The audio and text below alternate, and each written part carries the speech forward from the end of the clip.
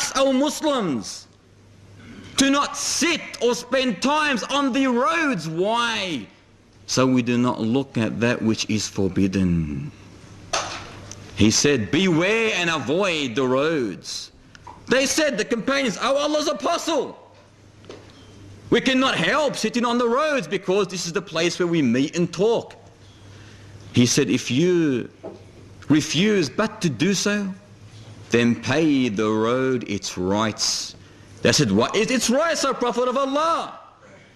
He said, lowering your gaze, refraining from harming people, returning greeting and enjoining that which is good and preventing that which is evil. Muslim ibn Hijjaj, the great narrator, collector of hadith, narrated the hadith of Abu Jarir. He asked Muhammad sallallahu alayhi wa sallam, O Prophet of Allah, what should we do if our glance accidentally falls upon somebody forbidden to look at? He said, turn your eyes away. You see a lady haram to look at? He said, turn your eyes. What are you going to do? Turn your eyes. In another hadith, he mentions to Ali, do not follow the look with another, for the first is yours, but not the last. In other words, dear creatures, if you accidentally look at a lady, a strange lady, without intention, there is no harm. You are not sinning. However, if you insist on looking, you continue looking, the first look is not this. That's about 50 looks. The look is, astaghfirullah al-azim, not this. It's not like this. And Allah knows your intention.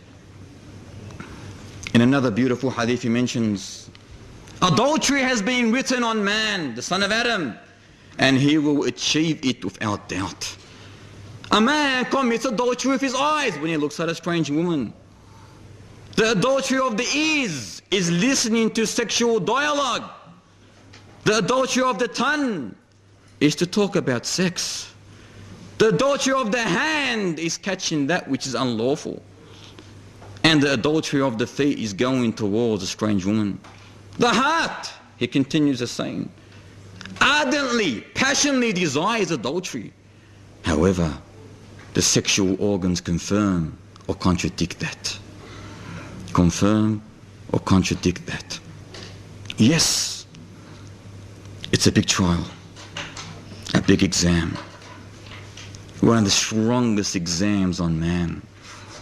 For indeed, Muhammad ibn Ismail al-Bukhari and Muslim ibn Hijjaj rahimahumullah ta'ala collected the hadith that the Prophet sallallahu alayhi wasallam said that I have not left behind me a more harmful tribulation for man than that of woman.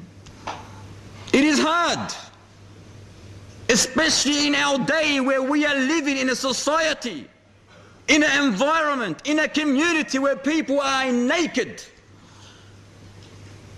It's the biggest trial, and the more time goes past, the worse it's going to get, the shorter it's going to get. The stronger the trial is going to become. This whole world, this whole life of ours is a test. These senses are exams. This sight is an exam. Are you going to pass or are you going to fail? So there is an alternative, a substitute. Allah Ta'ala makes it easy for man. He says clearly in Surah Ar-Rum, verse 21, وَمِنْ آيَاتِهِ أَنْ خَلَقَ لَكُم مِّنْ أَنفُسِكُمْ أَزْوَاجًا لِتَسْكُنُوا إِلَيْهَا وَجَعَلَ بَيْنَكُم مَّوَدَّةً وَرَحْمَةً إِنَّ فِي ذَلِكَ لَآيَاتٍ لِقَوْمٍ يَتَفَكَّرُونَ. And among his signs, beautiful verse, brothers and sisters, is this, that he created for you wives from your own kind, from your own selves, that you might find repose in them, confidence, trust, love. indeed in this is signs for those who reflect. And it says He placed affection and mercy in him, between the two of you. And indeed in this are signs for those who reflect. Man and woman, Allah created all humanity from one single soul. Allahu Akbar, one single soul. Think about your origin. One man. That's our essence, one man. And from him, or of him, was created his mate. And from the both of them, one man, one woman, scattered abroad, countless men and women. Countless, Allahu Akbar. Billions and billions and billions of people. وَاللَّهُ جَعَلَ لَكُم مِّنْ أَنفُسِكُمْ أَزْوَاجًا وَجَعَلَ لَكُم مِّنْ أَزْوَاجِكُمْ بَنِينَ وَحَفَدَةً وَرَزَقَكُم مِّنَ الطَّيِّبَاتِ أَفَبِالْبَاطِلِ هُمْ يُؤْمِنُونَ أَفَبِالْبَاطِلِ يُؤْمِنُونَ وَبِنِعْمَةِ اللَّهِ هُمْ يَكْفُرُونَ. Allah created from your own self wives. And He created from your wives for you sons and grandsons. And He provided for you blessings. Do they then believe in false deities, gods, and disbelieve in the favor of the Almighty Lord? Allah Ta'ala created two different sexes. This is the reality of man. Two different sexes. Man, woman. Why? For the fun of it? No. So they can provide company to one another, love one another, procreate children, and live in peace and tranquility to the commandments of Allah Ta'ala and the directives of our beloved Prophet Muhammad ibn Abdullah sallallahu alayhi wa sallam. Listen to this beautiful verse. هن لباس لكم وأنتم لباس لهن. What a beautiful verse. They are a garment for you as you are a garment to them. It requires that a husband and wife live together as garments, meaning just as garments are used for what? For protection, for warmth, for concealment, for safety. Allah subhanahu wa ta'ala expects that from a husband and wife. Beautiful. You wear your garment to protect you from the cold, to warm you. Likewise, you are like that to your wife, and she is like that to you. One feels oneself incomplete without the other. A man and a woman, a husband and wife, complement each other. They beautify, they perfect, they complete one another. This relationship is a spiritual relationship. It generates and sustains mercy, affection, compassion, love, kindness, mutual confidence. It also attains psychological, emotional, and spiritual companionship. Islam regards marriage, dear brothers and sisters, as a righteous act, an act of responsible devotion.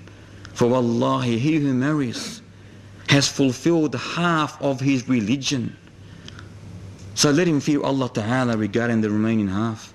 As Muhammad sallallahu alayhi wa sallam mentioned to us, when a man marries, he has fulfilled half of his religion.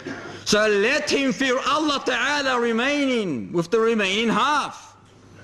Likewise, marriage shields a person from illicit intercourse, such as fornication, promiscuity, gazing, which ultimately leads to all sorts of evil. We can say marriage is a fortress of chastity.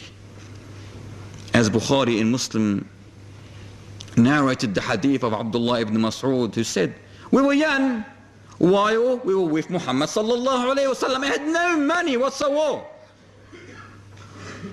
Muhammad sallallahu alayhi wa sallam said to them, O young men, whoever among you is able to marry, should do so, for it help him lower his gaze and guards his modesty. And he who is unable, let him fast. Let him fast. For fasting diminishes sexual desire. But out there is a misconception where many people think that it is better to remain single. Do not get married. You cannot worship Allah better. She's going to hassle you and not allow you and prevent you